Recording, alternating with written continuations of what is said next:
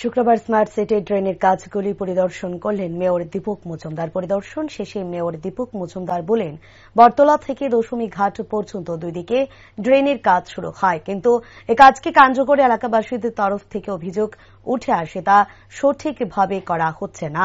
তাই শুক্রবারের পরিদর্শনে এসে সঠিকভাবে কাজ করার নির্দেশ জারি করা হয়।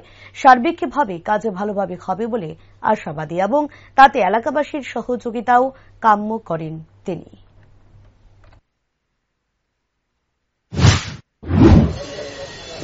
আমাদের বটতলা শিববাড়ি টু দশমী ঘাট দো সাইডে কভার ড্রেনের কাজ শুরু হয়েছে। এখানে কিছু কিছু লোক অভিযোগ করেছিল আমাদের কর্পোরেটরের মাধ্যমে।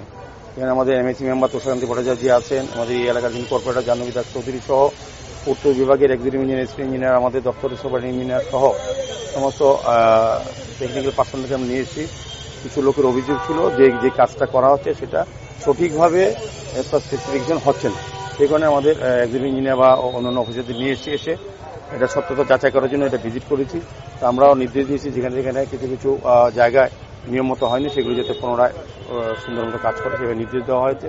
সার্বিকভাবে আমি বলবো কাজটা খুব সুন্দরভাবে চলছে। এটার কাছে আমার আশা এই এলাকার মানুষের ব্যবসায়ীদের একটু সহযোগিতা করতে হবে। দিনে রাত্রি কাজ হবে। আগরতলা সারা আগরতলা এখন কাজ শুরু হয়েছে। দেখবেন স্মার্ট সিটি, পৌর নিগম, পৌর দপ্তর, নগর দপ্তর কাজ করছে। শহরবাসী শহরের সুস্থ নাগরিক পরিষেবা প্রদানের ক্ষেত্রে আমাদের সরকার বদ্ধপরি। আমাদের রাজ্যের মাননীয় মুখ্যমন্ত্রী প্রফেসর ডক্টর মানিক সাহা নেতৃত্বে সরকারও কাজ করছেন। উনিও মুখ্যমন্ত্রীও সময় আমাদের পরামর্শ দিচ্ছেন। সেই নির্দেশে কাজ চলছে সারা শহরে। বিশেষ করে বটতলা জায়গাটা এখানে কিছুদিন আগে 1-1.5 বছর আগে যারা বেআইনিভাবে অবৈধভাবে ব্যবসা করছিলেন এই জায়গাটা দখল করে তাদেরকে সরিয়ে দেওয়া হয়েছিল।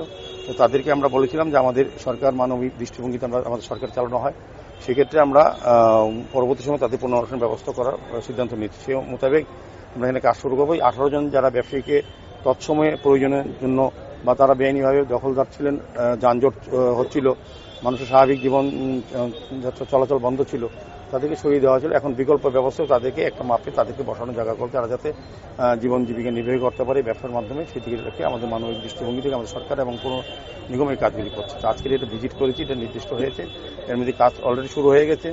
আর ড্রেনের নির্মাণ শহরে বিভিন্ন জায়গায় আমরা চেষ্টা করছি যাতে সুন্দরভাবে যেটা যে অনুযায়ী মাপ ঝোঁক আছে সেভাবেই কাজ করা হচ্ছে এবং যে স্পেসিফিক অনুযায়ী কাজ করার কথা আমরা ঠিকাদার এজেন্সিকে বলা হচ্ছে। আমাদের যারা টেকনিক্যাল পার্সন, আমাদের ইঞ্জিনিয়ার যারা আধিকারিকরা আছেন